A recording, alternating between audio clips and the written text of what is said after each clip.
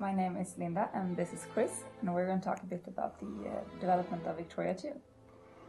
So, tell us, why did you want to make Victoria 2? Well, Victoria was a good game, and whenever we asked our fans, they said, we want a sequel to Victoria. So we felt we could make Victoria 2 a great game that our fans wanted. Victoria itself was a good game, but I felt it had unfilled potential. You know, there was a lot of cool things inside the game that if we built upon, we could make a great game. So our goal is evolution as opposed to like a revolutionary new game. I think if you were to start up Victoria 2 and compare it to Victoria 1, the starkest difference would be the interfaces. We've done a lot of work in them to make sure the information is clearer, easier to access, so you can spend more time playing and less time fighting with the interfaces. I mean, Victoria is POPs, is what makes Victoria Victoria as opposed to another Paradox title.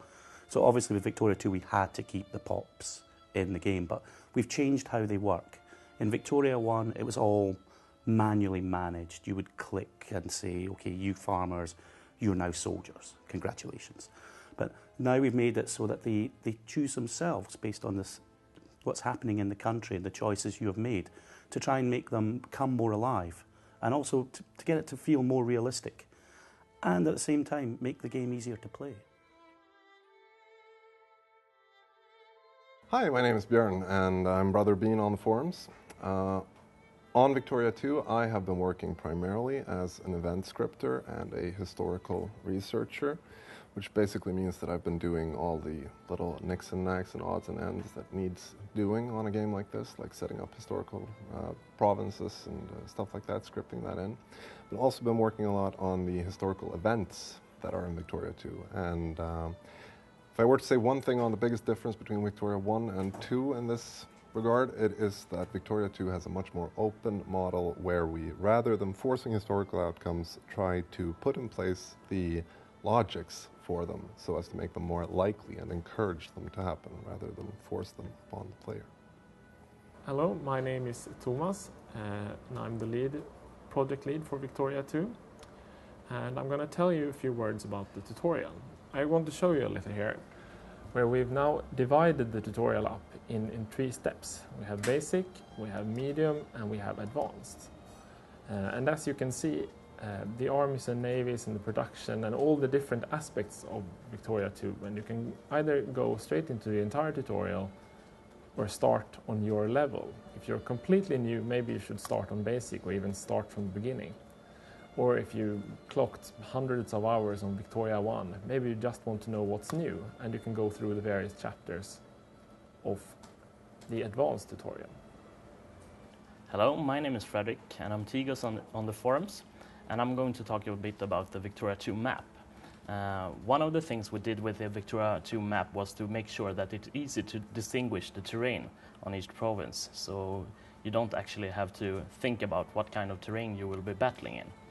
Another thing we have done with the Victoria 2 map is that we have tried to, when you zoom out, get a classic atlas feel to it, so you can actually see the history forming when you're playing.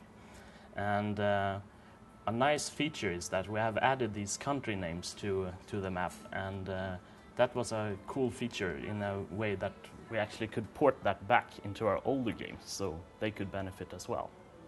Hi, I'm Don. I'm one of the programmers for Victoria 2. I'm going to talk a bit about our new war goal system. In our old games like Europa Universalis Free and others, you pretty much declared war on someone, and then at the end of the war you decided what you wanted out of it, like claim a couple of provinces, things like that, depending on how well the war went for you. We changed this a bit now, so when you declare war on someone, you decide what goals you want out of this war, like claim cores or take a colony or force someone out of a sphere.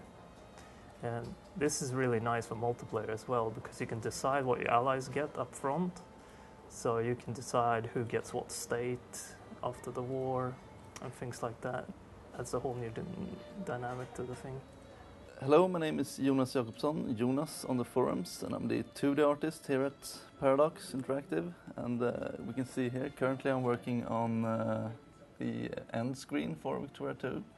where you can see the great powers of the world, and here you can also see the secondary ranked powers, and some information here about your own country as well. And my main job is to make the interface look good, and I also do like textures for the map as well. Hello, my name is Frederick. I'm area on the forum and I'm a CG artist on Victoria 2. So I'm going to show you some of the uniforms we have. Here you can see the British red uniform, classic one, but we've chosen to do double appearances for all of them, so we also have the khaki appearance they have later in the war. Okay, that's it for now. But as always, you can continue to follow the development on the forum. Bye now.